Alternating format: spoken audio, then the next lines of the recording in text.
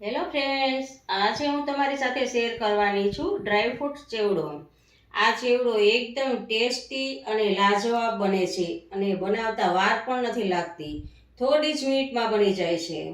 નવી રેસીપી શીખવા માટે નીતાબેન કુકિંગ ચેનલને સબસ્ક્રાઈબ કરો અને સાથે બેલ આઇકનને જરૂરથી પ્રેસ કરો નવી રેસીપીના વિડીયો સૌથી પહેલાં જોવા માટે.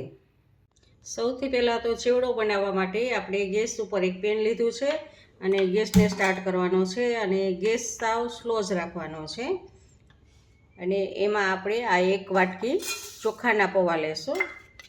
આ ચોખાના પૌવાને આપણે સતપ જ કરવાના છે, જેથી કરીને એકદમ ક્રિસ્પી થઈ જાય. બહુ શેકવાના નથી, એમને જ સતપ કરવાના છે થોડાક. આપણે 1 મિનિટ સુધી આવી જ રીતે ચલાવ્યું હતું અને હવે આપણા સતપ થઈ ગયા છે, તો એક વાટકીમાં પાછા આને કાઢી લઈએ. હવે આપણે એ જ પેનમાં 2 મોટી ચમચી જેટલું આપણે તેલ લીધેલું છે અને તેલ ગરમ થાય એટલે આપણે એમાં મગફળીના બિયા એડ કરવાના છે. આ હવે પછીનો જે કોન્ટે આવે છે એ તમારે જેટલા વધારે ઓછા લેવા હોય એ પ્રમાણે લઈ શકો છો. મેં અડધી વાટકી જેટલા મગફળીના બિયા લીધા છે અને આને આવી રીતે આમ આપણે સ્લો ગેસ ઉપર જ શેકવાના છે. જુઓ, થોડા સતરાઈ ગયા છે તો એને આપણે આમ એક સાઈડ લઈ લેવાના છે.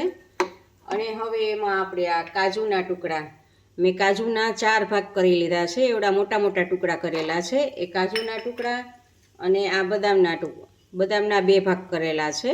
એ બદામને, એ બંનેને પણ એવી રીતે આપણે સ્લો ગેસ ઉપર જ આપણે રોસ્ટ કરશું.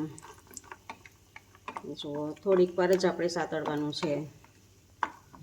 હવે આપણે એમાં લાલ મરચી છે, એના નાના નાના કટકા કરીને એડ કરશું.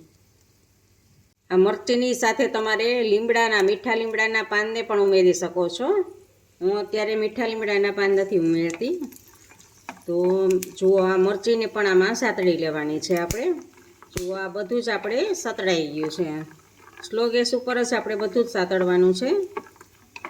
તો જુઓ, હવે આપણે એમાં પૌવા, રોસ્ટ કરેલા પૌવા, સતપ કરેલા પૌવા હતા એ પૌવાને એમાં એડ કરવાના છે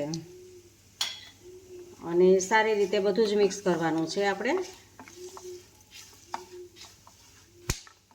હવે આપણે છેલ્લે એમાં કિસમિસ એડ કરશું.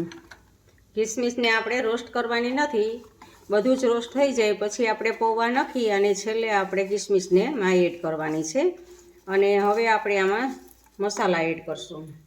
તો સ્વાદ પ્રમાણે આપણે નિમક એડ કરશું અને થોડીક આપણે હળદર એડ કરશું, થોડોક સંચળ પાવડર એડ કરશું અને થોડુંક કાશ્મીરી લાલ મરચું એડ કરશું, થોડુંક ધાણા જીરું પાવડર એડ કરશું અને 1 ચમચી જેટલું દળેલી ખાંડ એડ કરશું અને સારી રીતે બધું જ મિક્સ કરી દઈશું આપણે. જુઓ, સારી રીતે બધું જ આપણે મિક્સ કરશું. જુઓ, બધું જ આપણે સારી રીતે મિક્સ કરી દેવાનું છે, જેથી કરીને બધા જ મસાલા એમાં ભળી જાય એકબીજા સાથે. તો જુઓ, આ એક ડ્રાયફ્રૂટવાળો મસાલા આપણે ચેવડો છે, આ ખૂબ જ સરસ લાગે છે. દિવાળીના તહેવાર હોય અને આવો ઇન્સ્ટન્ટ બની જાય છે, બનાવતા વાર પણ નથી લાગતી આપણે. તો જુઓ ફ્રેન્ડ્સ, આપણો આ ચેવડો તૈયાર છે. હવે આપણે આને એક સર્વિંગ બાઉલમાં લેશું. તો આપણો આ ટેસ્ટી અને લાજવાબ, એકદમ લાજવાબ એવો આ ડ્રાયફ્રૂટ ચેવડો તૈયાર છે.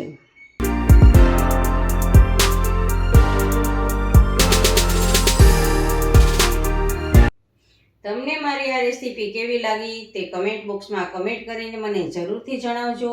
ઇન્સ્ટાગ્રામમાં મારા પેજને ફોલો કરજો અને જો તમને મારી રેસીપી ગમી હોય તો લાઈક કરીને તમારા ફેમિલી મેમ્બર્સ અને ગ્રુપમાં શેર કરજો અને મારી ચેનલને સબસ્ક્રાઈબ કરજો. ફરી મળીએ એક નવી રેસીપી સાથે.